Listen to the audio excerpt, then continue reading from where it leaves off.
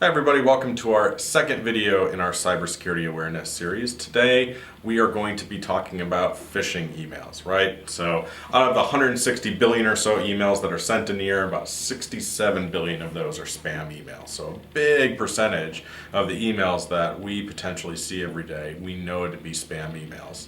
But it's the phishing ones that we're really looking out for, the ones that are trying to convince us, our people, our family members, to click on a link which ultimately either steals a credential or a password or brings in malicious software.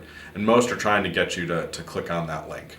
So how do they do it? How do you spot that email in these modern times where they're getting much better, right?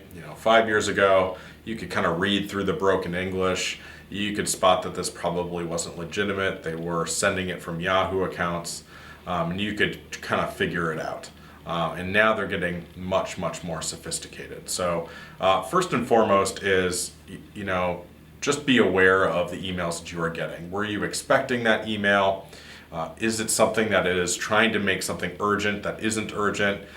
There's always going to be a pressure or a time-sensitive nature to a really good phishing email because they need to get you out of your normal sequence, right? If you were just interacting in a normal way and there was no time pressure, you would take the time to think about it, maybe even pick up the phone and call the person that it's supposed to be coming from. Maybe check with your IT department whether those passwords have really changed. Maybe search on the internet for whether Apple is really asking everyone to change their iCloud password, but they said it's urgent. And you're on your phone and you see it late at night and you're starting to think like this is a big deal and you need to take action right away. So first recommendation is take a deep breath. If there is real urgency to something, you're going to be able to work through that. Don't just because you got an email saying it's urgent, think that it's ultimately urgent. You do need to check that sender, right? They do a pretty good job of what we call spoofing, or they replace the sender. Anybody can send an email and make it look like it came from somewhere else, but you should be double checking that because a lot of them aren't that sophisticated and they are using Gmail accounts still. And so if it's from a Gmail account, and like crankybob@gmail.com, and it says it's a Microsoft Office 365 email, that doesn't make sense. So we should be figuring that out, right? Looking for attachments that are strange, and they tend to use Word documents or other Microsoft documents, unfortunately. But if it doesn't make sense for there to be an attachment, or it's not typical for your HR person to communicate with you in that way, then let's not open those attachments at all, right? Because sometimes opening the attachment is enough to run the script that might bring something bad in. So now you've identified it, right? Something doesn't feel right, what do you do? And really what we hope in the IT industry, and I can speak for your internal IT department if you have one, or your best friend's uncle's cousin that you use for IT support at home sometimes, whatever it might be, is ask before you click on any links in the email or open any attachments.